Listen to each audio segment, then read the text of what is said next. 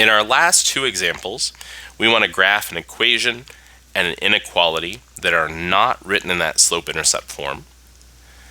There are different graphing strategies that we can use.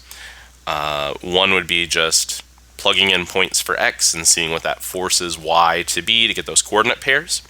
But I usually still like to go with the method of using slope-intercept form. So in order to do that, I'm going to take the given equation that we have in example 11, and I'm going to solve for y, meaning I'll add 4x to both sides to get negative y is equal to 4x minus 5, and then we'll multiply both sides by negative 1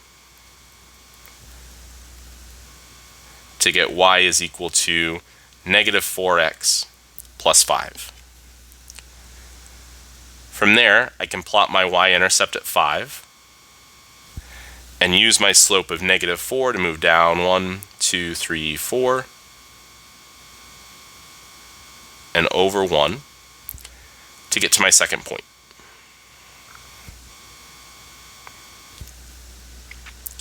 Similarly, in example 12, we can start off with our inequality, negative x minus 6y is less than 24. We can add x to both sides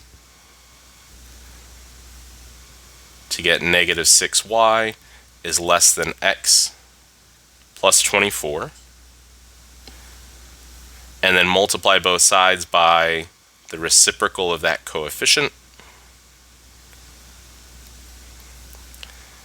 to get y is, in this case, we need to flip that inequality since we multiplied or divided by a negative,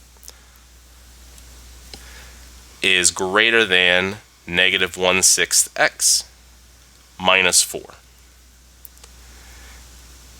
So we'll plot our first point at 0, negative 4, and then move down 1 and over 6. Since we have a strict inequality, we'll use a dashed line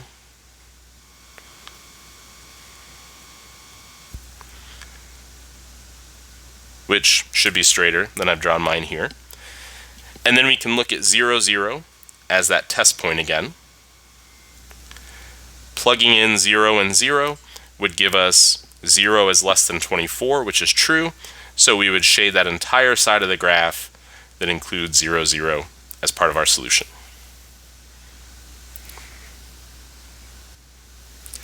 We also want to look at how to graph these equations and inequalities in Desmos. It's very similar regardless of if we have something in standard form like the two examples we just looked at, or if we have something written in slope-intercept form.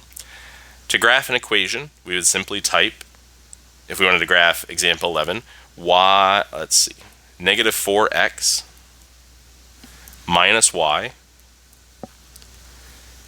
is equal to negative 5. And Desmos will go ahead and graph that line for us. If we start a new cell, we could type in example 12 where we had negative 6 minus 6y.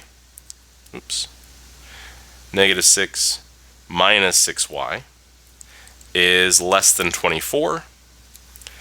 We'll see that Desmos goes ahead and uses that dashed line and completes that shading step for us. If we had a problem like we do in example 10, where we have a greater than or equal to statement, we can do that either using keyboard characters, so we type greater than and then equal to,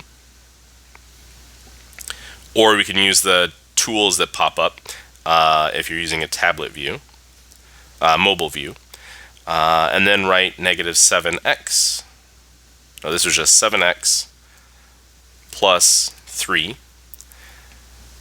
So we see that Desmos uses that solid line, since we have that greater than or equal to statement, and shades the appropriate region of the graph for us.